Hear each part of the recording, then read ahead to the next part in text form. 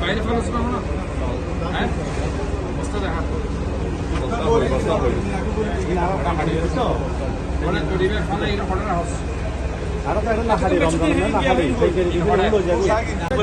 হ্যাঁ সবাই থেকে ঢুকার দরকার নাই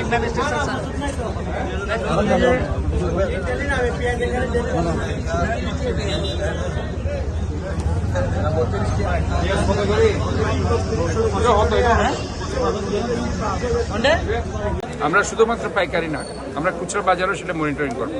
আজকে যাবেন যে আমি দেখতে পাচ্ছি 1 লিটার সয়াবিনের দাম 177 টাকা।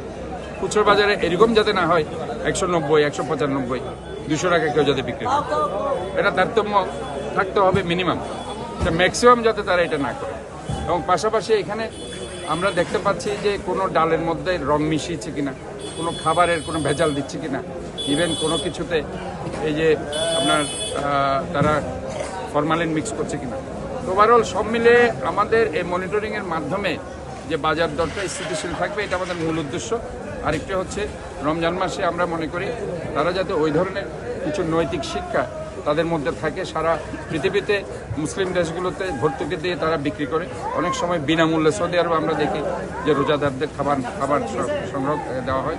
এখানেও যাতে এই ধরনের তারা এই নৈতিকতায় তারা যদি শিক্ষিত হয়ে তারা যদি কিছু করতে পারে, এটাও আমাদের জন্য একটা বিশাল লাভ বলে আমরা আশা করছি। ইনশাল্লাহ আমাদের এই মনিটরিং থাকবে। আমাদের যে ম্যাজিস্ট্রেট পর্যন্ত কোনো অনিয়ম পেয়েছেন কিনা? এখনো পর্যন্ত আমরা রেড চার্টটা আমরা সার্বক্ষণিকভাবে দেখছি। রেড চার্টটা আমরা দেখতে পাচ্ছি তারা ঠিক মতো রেখেছে।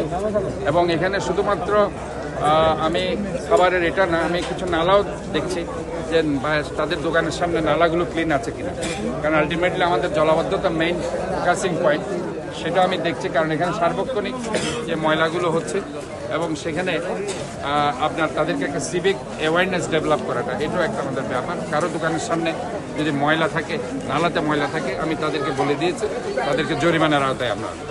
এবং রেড চার্টে যদি তাদেরকে দেখা না যায়, রেড চার্টও না পেলে আমি তাদেরকে জরিমানার আওতায় আনবো, এটা